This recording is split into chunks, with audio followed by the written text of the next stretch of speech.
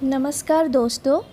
आज हम UGC net Hindi subject का जो पाठ्यक्रम है वहाँ का यूनिट 7 हिंदी कहानी, जो पहली कहानी है चंद्रदेव से मेरी बातें, उस कहानी को कहानी की हम आलोचना करेंगे। और कहानी उसके बाद जो परीक्षा के दृष्टिकोण से जो इम्पोर्टेंट क्वेश्चंस होंगे हम वो भी डिस्कस करेंगे। आशा करती हूँ आप लोगों को वीडियो अच्छी लगेगी, और अगर आप लोगों को वीडियो अच्छा लगे तो लाइक करें, कमेंट करें और चैनल को सब्सक्राइब करें। तो आइए हम वीडियो आरंभ करते हैं। चंद्रदेव से मेरी बातें, इसको लिखा है बंग महिला ने। भगवान चंद्रदेव, आपके कमलवत कोमल चरणों में इस दासी का अनेक बार प्रणाम। आज मैं आपसे 2-4 बातें करने की इच्छा रखती हूँ। क्या मेरे प्रश्नों का उत्तर आप प्रदान करेंगे? कीजिए, बड़ी कृपा होगी। देखो सुनी अनसुनी सी मत कर जाना। आपने बड़प्पन की ओर ध्यान देना। अच्छा, कहती हूँ, सुनो। मैं सुनती हूँ आप इस आकाश मंडल में चिरकाल से वास करते हैं। क्या यह बात सत्य है? यदि सत्य है तो मैं अनुमान करती हूँ कि इस दृष्टि के साथ अवश्य आपकी भी सृष्टि हुई है। तब तो आप ढेर दिन के पुराने बूढ़े कहे जा सकते हैं। आप इतने पुराने हैं तो सही, पर काम सदा से एक ही स्थान में करते आते हैं। यह क्यों? क्या आपका डिपार्टमेंट में ट्रांसफ़र होने का नियम नहीं है? क्या आपकी गवर्नमेंट पेंशन भी नहीं देती? बड़े खेद की बात है। यदि आप हमारी न्यायशिला गवर्नमेंट के किसी विभाग में सर्विस नौकरी करते होते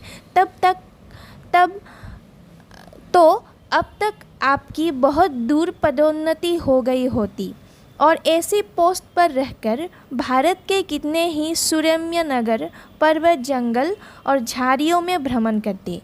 अंततः मैं इस वृद्ध अवस्था में पेंशन प्राप्त कर काशी ऐसे पुनीत और शांति धाम में बैठकर हरिनाम स्मरण करके अपना परलोक बनाते। यह बड़ी भारी भूल हुई। भगवान चंद्रदेव, क्षमा कीजिए, आप तो अमर है। आपको मृत्यु कहा, तब परलोक बनाना कैसा? और हो, देवता भी अपनी जाति के किसी पक्षपाती होते हैं। देखो ना, चंद्रदेव को अमृत देकर उन्होंने अमर कर दिया। तब यदि मनुष्य होकर हमारे अंग्रेज़ अपने जाति वालों का पक्षपात करे तो आश्चर्य ही क्या है। अच्छा, यदि आपको अंग्रेज़ जाति की सेवा करना स्वीकार हो तो एक एप्लीकेशन, निवेदन पत्र हमारे आधुनिक भारत प्रभु लॉर्ड कार्जन के पास भेज देवे। आशा है कि वे आपको आदरपूर्वक अवश्य आह्वान करेंगे, क्योंकि आप अधम भारतवासियों की भांति कृष्णांग तो है ही नहीं, जो आपको अच्छी नौकरी देने में उनकी गौरांग जाति कुपित हो उठेगी। और फिर आप तो एक सुयोग्य, कार्यदक्ष, परिश्रमी, बहुदर्शी, कार्यकुशल और सरल स्वभाव महात्मा हैं। मैं विश्वास करती हूँ कि जब लॉर्ड कार्जन हमारे भारत के स्थायी भाग्य विधाता बनकर आवेंगे, तब आपको किसी कमीशन का मेंबर नहीं तो किसी मिशन में भर्ती करके वे अवश्य ही भेज देवेंगे, क्योंकि उनको कमीशन और मिशन दोनों ही अत्यंत प्रिय है। आपके चंद्रलोक में जो रीति और नीति सृष्टि के आदिकाल में प्रचलित थे, वे ही सब अब भी है। पर यहाँ तो इतना परिवर्तन हो गया है कि भूत और वर्तमान में आकाश पाताल का सा अंतर हो गया है। मैं अनुमान करती हूँ कि आपके नेत्रों की ज्योति भी कुछ अवश्य ही मंद पड़ गई होगी, क्योंकि आधुनिक भारत संतान लड़कपन से ही चश्मा धारण करने लगी है। इस कारण आप हमारे दिनहीन क्षीण प्रभ भारत को उतनी दूर से भली भांति न देख सकते होंगे। अतएव आपसे सादर करती हूँ कि एक बार कृपा कर भारत को देख तो जाइए। यद्यपि इस बात को जानती हूँ कि आपको इतना अवकाश कहा, पर 8वें दिन नहीं तो महीने में एक दिन अर्थात अमावस्या को आपको हॉलिडे छुट्टी अवश्य ही रहती है। यदि आप उस दिन चाहे तो भारत भ्रमण कर जा सकते हैं। इस भ्रमण में आपको कितने ही नूतन दृश्य देखने को मिलेंगे, जिसे सहसा देखकर आपकी बुद्धि जरूर सकरा जाएगी। यदि आपसे सारे हिंदुस्तान का भ्रमण शीघ्रता के कारण न हो सके तो केवल राजधानी कलकत्ता को देख लेना तो अवश्य ही उचित है। वहाँ के कल कारखानों को देखकर आपको यह अवश्य ही कहना पड़ेगा कि यहाँ के कारीगर तो विश्वकर्मा के भी लड़क दादा निकले। यही क्यों आपकी प्रिय सहयोगिनी दामिनो, जो मेघों पर आरोहण करके आनंद से अटखेलियाँ किया करती है, वह बेचारी भी यहाँ मनुष्य के हाथों का खिलौना हो रहा है। भगवान निशानाथ, जिस समय आप अपनी निर्मल चंद्रिका को बतौर मेघमाला अथवा पर्वतों के ओट से सिंधु के गोद में जा सकते हैं, उस समय यही नीरद वासिनी विश्वमोहिनी सौदामिनी अपनी उज्ज्वल मूर्ति से आलोक प्रदान कर रात को दिन बना देती है। आपके देवलोक में जितने देवता हैं उनके वाहन भी उतने हैं। किसी का गज, किसी का हंस, किसी का बैल, किसी का चूहा इत्यादि। पर यहाँ तो सारा बोझ आपकी चपला और अग्निदेव के माथे मढ़ा गया है। क्या ब्राह्मण, क्या क्षत्रिय, क्या वैश्य, क्या शूद्र, क्या संडाल, सभी के रथों का वाहन वही हो रही है। हमारे श्वेतांग महाप्रभु गण को जहाँ पर कुछ कठिनाइयाँ का सामना आ पड़ा, झट उन्होंने इलेक्ट्रिसिटी बिजली को लापटका।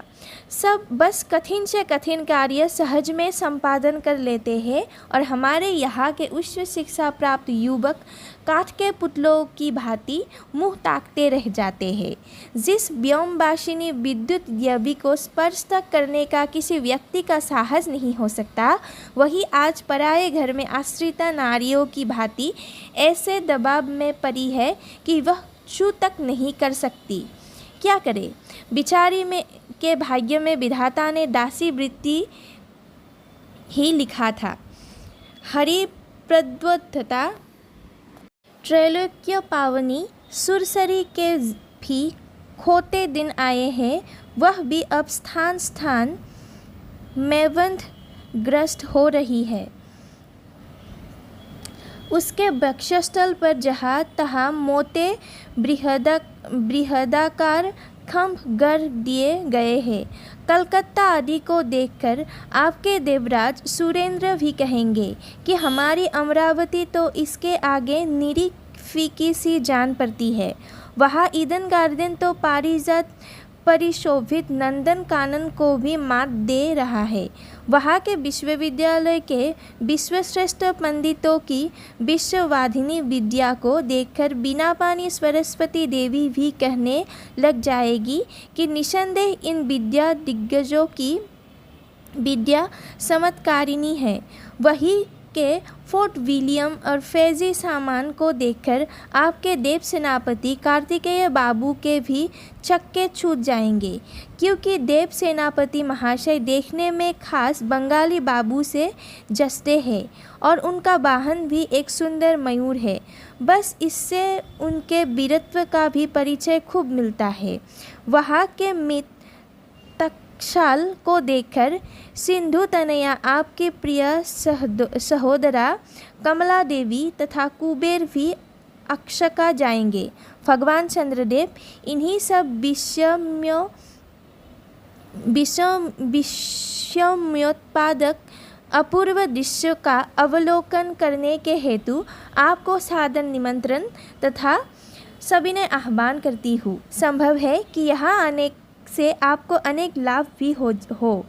आप जो अनादिकाल से निज उज्ज्वल बपू में कलंक की कालिमा लेपन करके कलंक की शशांक शशाधर शशलांचल आदि उपाधि मालाओं से भूषित हो रहे हैं, सिंधु तनय होने पर भी जिस कालिमा को आप आज तक नहीं धो सकते हैं, वही आजन्म कलंक शायद यहाँ के विज्ञानविद पंडितों की श्रेष्ठता से छूट जाए। जब बम्बई में स्वर्गीय महारानी विक्टोरिया देवी की प्रतिमूर्ति से काला दाग छुड़ाने में प्रोफेसर गज्जर महाशय फलीभूत हुए हैं, तब क्या आपके मुख की कालिमा छुड़ाने में वे फलीभूत नहीं न होंगे?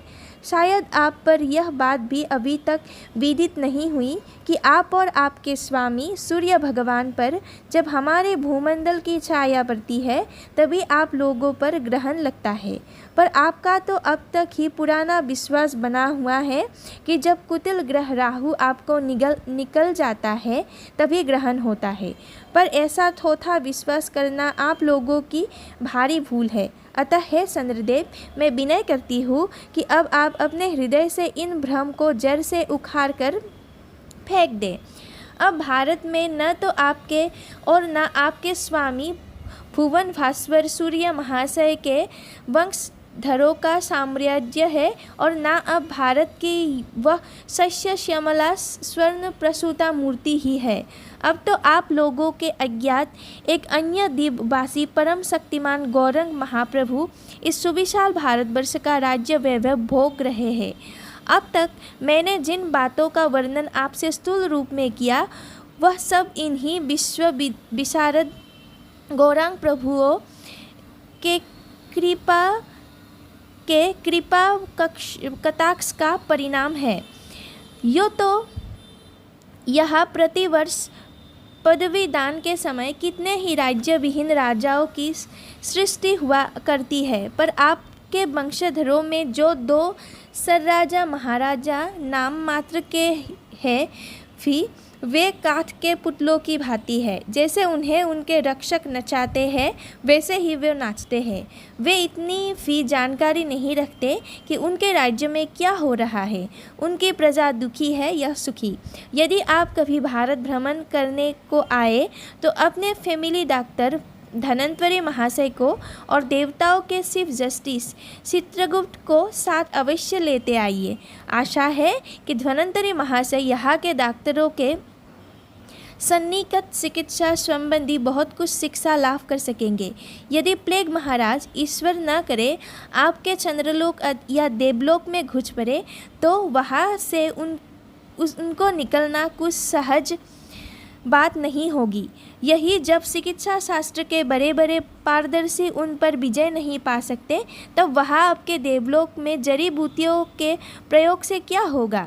यहाँ के इंडियन पीनल कोड की धाराओं को देखकर चित्रगुप्त महाराज अपने यहाँ की दंड विधि कानून को बहुत कुछ सुधार सकते हैं, और यदि बोझ ना हो तो यहाँ के वे 2-4 टाइप राइटर भी खरीद ले जाए।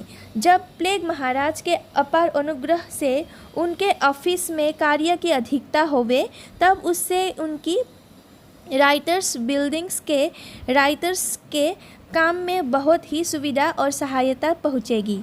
वे लोग 2 दिन का काम 2 घंटे में कर डालेंगे। अच्छा, अब मैं आपसे विदा होती हूँ। मैंने तो आपसे इतनी बातें कही, पर खेद है आपने उनके अनुकूल या प्रतिकूल एक बात का भी उत्तर न दिया। परंतु आपके इस मौनावलंबन को मैं स्वीकार का सूचक समझती हूँ। अच्छा, तो मेरी प्रार्थना को कबूल करके एक दफ़ा यहाँ आइएगा ज़रूर। एक बंग महिला।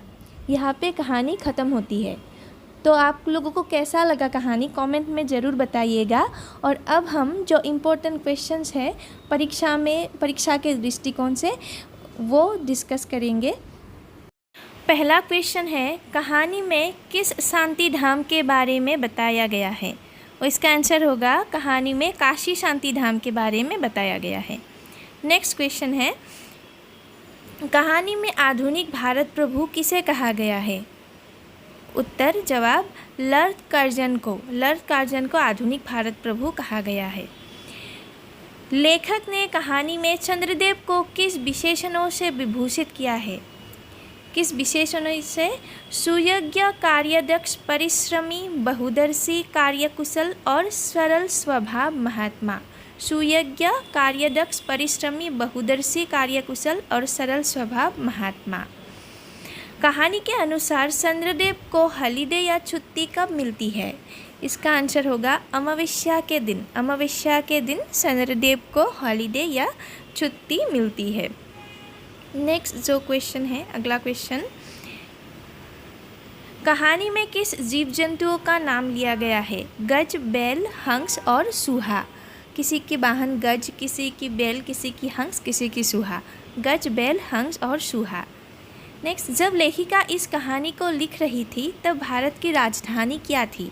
तब भारत की राजधानी थी कलकत्ता। जब लेखिका इस कहानी को लिख रही थी तब भारत की राजधानी थी कलकत्ता।